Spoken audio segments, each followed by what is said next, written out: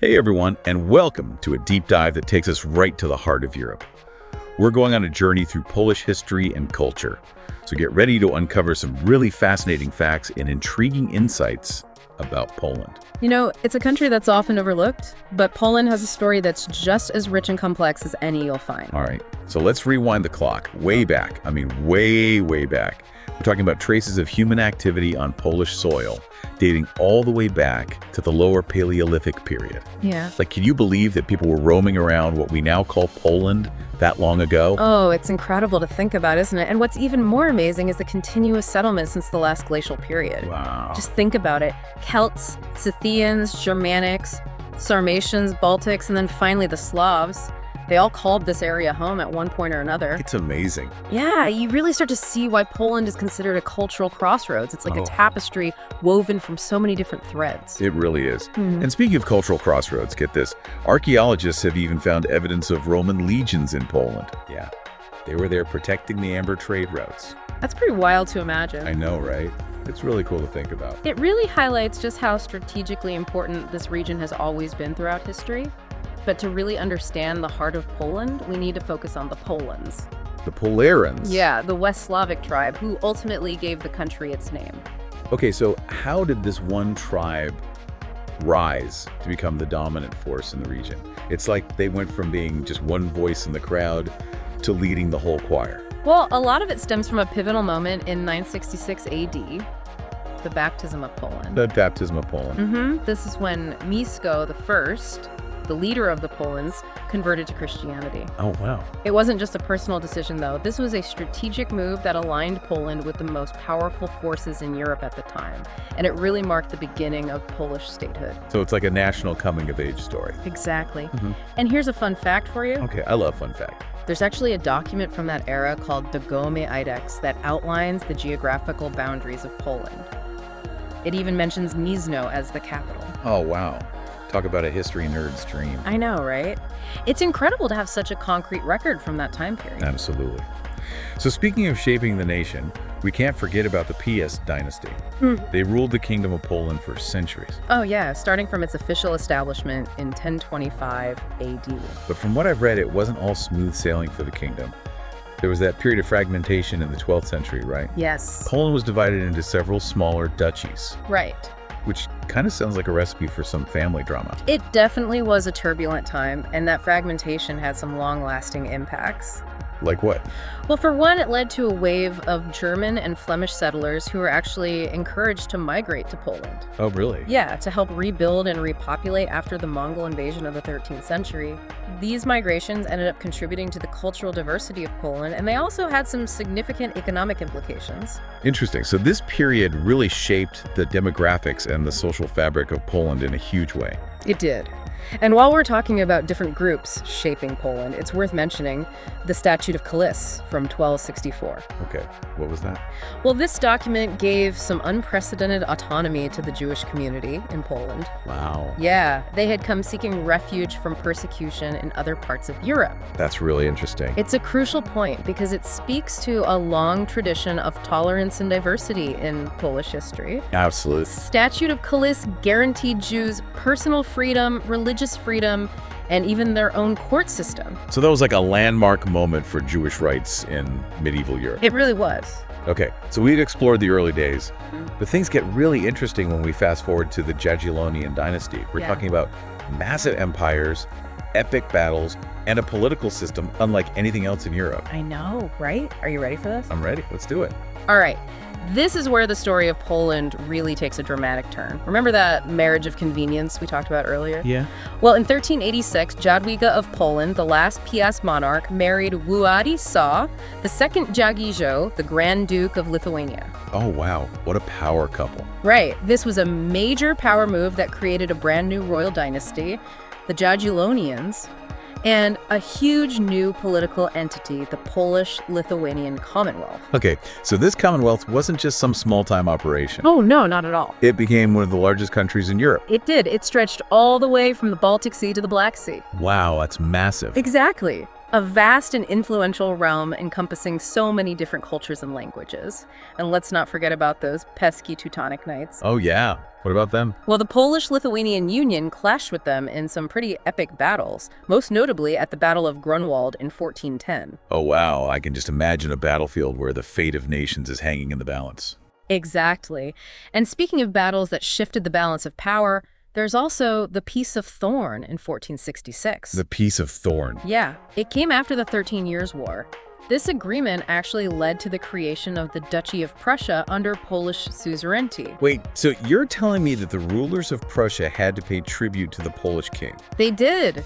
It shows you just how much power and influence the Polish-Lithuanian Commonwealth had at its peak. That's incredible. This era was also marked by the Golden Liberty. The Golden Liberty. Yeah, it was a period of remarkable political liberalism in Europe. Interesting. The Polish nobility had all these unprecedented rights and privileges, including the right to elect their king. Wow, that's pretty progressive for that time. It really was. And the Sejm, or parliament, was established during this time, giving the nobility even more power in how the country was run. It was a golden age for Polish culture, too.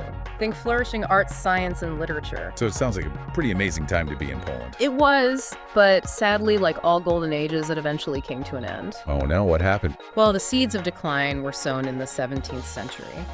It was a period marked by a lot of internal conflicts and devastating wars that really weakened the Commonwealth.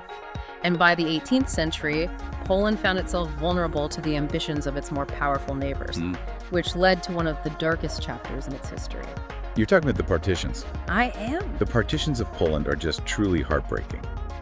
Over just a few decades in the late 18th century, Poland was completely wiped off the map, divided up by Russia, Prussia, and Austria. It's a tragic story of political maneuvering, military force, and the loss of independence. It's hard to believe that something like that could happen. And it's important to understand that the partitions weren't just about grabbing land.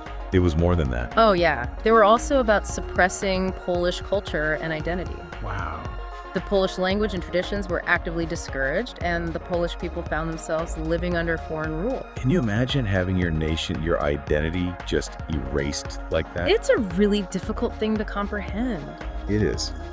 But even during this time, the Polish spirit of resistance remained strong. It did. There were uprisings and movements aimed at regaining independence.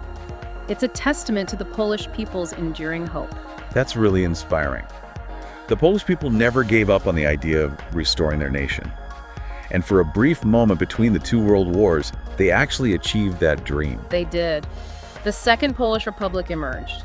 It was a beacon of hope and a testament to their incredible resilience. But sadly, this period of independence was short-lived. It was World War II brought unimaginable suffering to Poland. Oh, it was a terrible time. The country was caught between Nazi Germany and the Soviet Union, enduring horrific violence, occupation, and just devastating losses. The Molotov-Ribbentrop Pact, that secret agreement between Hitler and Stalin, sealed Poland's fate. It was a betrayal that led to the country being invaded from both sides. Exactly, and the consequences were absolutely catastrophic. The atrocities committed during this time are just truly heartbreaking. They are. The Holocaust, the Katyn Forest Massacre, the Warsaw Uprising, just a few of the dark events that scarred the Polish landscape and its people. It's true, Poland became a battleground, a site of unimaginable suffering. And the scale of the human loss is staggering. Yeah, Poland lost the highest percentage of its citizens during the war. An estimated 6 million people. 6 million people. Yes, half of whom were Polish Jews. It's just a stark reminder of the fragility of peace and the horrific consequences of totalitarian regimes. And after the war, Poland's borders were redrawn, and the country found itself under the influence of the Soviet Union, becoming part of the Eastern Bloc. Yeah, the Yalta Conference, which was supposed to shape the post-war world, essentially handed Poland over to the Soviet sphere of influence. It's hard to believe. I know. This marked a new era for Poland, one dominated by communist rule. So just like that, another chapter began for Poland, a chapter filled with the challenges of a communist regime, a devastated economy, and a society still struggling to heal from the trauma of war. Yeah, a very difficult time. It was a really tough period, no doubt about it. The Polish people faced political repression, economic hardship, limited freedoms. But even with all those challenges, they never gave up hope. Yeah, that's where we see the incredible resilience and strength of the Polish people. Yeah. Right? Like, we can't talk about this era without mentioning the Solidarity movement. Oh, absolutely. It emerged in the 1980s. Right. A grassroots movement led by Lech Walesa that challenged the communist regime. and ultimately contributed to the fall of the Berlin Wall and the end of the Cold War. Yeah. It's really a truly inspiring story of just people power. It really is. Solidarity was more than just a trade union. It became this symbol of hope, this beacon of freedom, not just for people in Poland, but for people across the entire Eastern Bloc, you know. Totally. It showed the world the incredible power of collective action and the human desire for liberty. And in 1989, Poland held its first free and fair elections in decades, marking a return to democracy. It was a huge moment. It must have felt like this incredible breath of fresh air after years of oppression. Absolutely. Pivotal moment for sure. The transition wasn't always easy, though. You know, there were economic challenges and social adjustments that needed to be made as Poland shifted from a centrally planned economy to a market economy. Right. But they embraced the change. They did. And look at them now. They joined NATO in 1999 and the European Union in 2004. It's amazing to see how far Poland has come since then. It's a vibrant democracy, a key player on the European stage. For sure. But let's shift gears a bit and talk about Polish culture. What makes it so unique? Well, one of the most influential aspects of Polish culture is Roman Catholicism. Oh, yeah. It's deeply intertwined with Polish identity, and the legacy of Pope John Paul II, the first Polish pope, is still very much alive. Yeah, it's interesting how religion and national identity can be so closely connected. And speaking of traditions, some Polish holidays are just so unique and colorful, like Fat Thursday, for example. Fat Thursday? Yeah. Yeah. It's basically a day dedicated to just indulging in all these delicious pastries, especially donuts called Polski. It's like a national cheat day before Lent.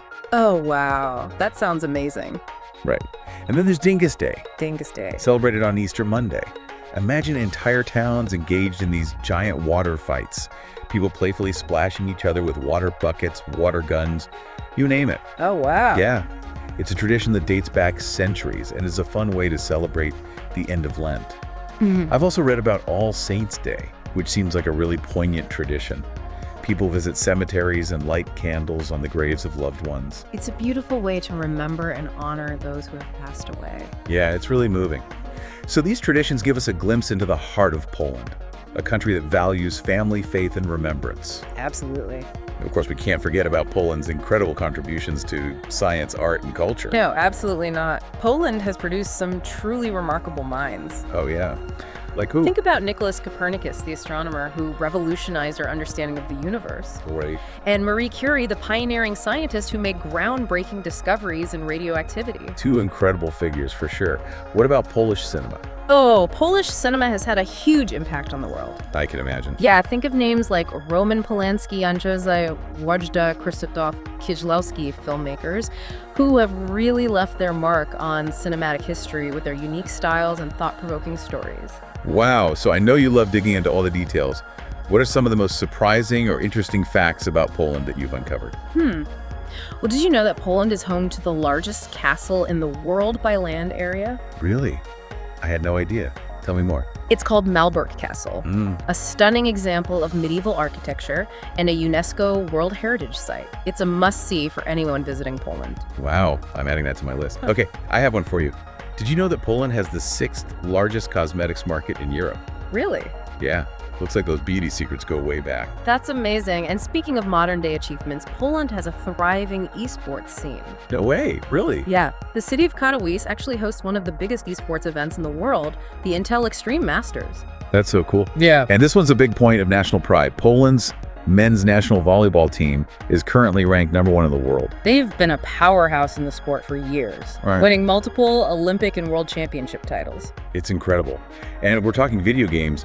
We can't forget about Poland's booming video game development industry. Yeah, absolutely. Companies like CD Projekt, the creators of the Witcher series, and Cyberpunk 2077 are based in Poland. It's incredible. It's a testament to the country's growing tech sector and just the amount of creative talent that exists there.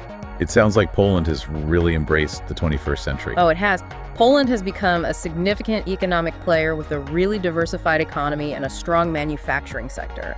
And of course, it's becoming an increasingly popular tourist destination. With its beautiful landscapes, historic cities, vibrant culture. Yeah, I can definitely see why. exactly. But you know, beyond all the statistics and economic figures, there's something about Poland that's hard to define. It's that intangible essence of the Polish spirit, right? Yeah. A mix of resilience, creativity, and those deep-rooted traditions. We've covered so much in this deep dive, from the ancient origins of Poland to its modern-day achievements. It's clear that Poland is a country with an absolutely captivating story to tell. It really is a story of resilience, adaptation, and that constant push and pull between tradition and change. That's what makes Poland so fascinating. Yeah, it's like looking at a microcosm of European history itself, with all of its triumphs and tragedies. So what does this all mean for you, the listener? Why should you even care about Polish history and culture? Well, I think for starters, understanding Poland's journey can help us understand Europe and maybe even the world a little bit better. Okay, I see that. It's a reminder that history isn't just dates and battles. It's about the human experience. Yeah. It's about how people and cultures adapt and evolve when they're faced with these incredible challenges. It's about the stories we tell ourselves, the values we hold dear, and the legacies we leave behind. Exactly. And who knows, maybe this deep dive will inspire you to explore Polish culture a little bit further. Maybe try some pierogi, or visit a Polish museum, or even plan a trip to Poland. Oh yeah, imagine. Imagine strolling through those cobblestone streets of Krakow, marveling at the architecture in Warsaw, or hiking in the Tatra Mountains. There's so much to discover. There really is. Considering Poland's history as this crossroads of cultures and empires, how do you think this has shaped the Polish national identity today? That's a great question. Something to really think about. It is. Well, thank you so much for joining us on this incredible journey through Polish history and culture. We hope you learned something new today, and maybe you're even a little bit inspired to learn more. Until next time, keep exploring, keep learning, and keep diving deep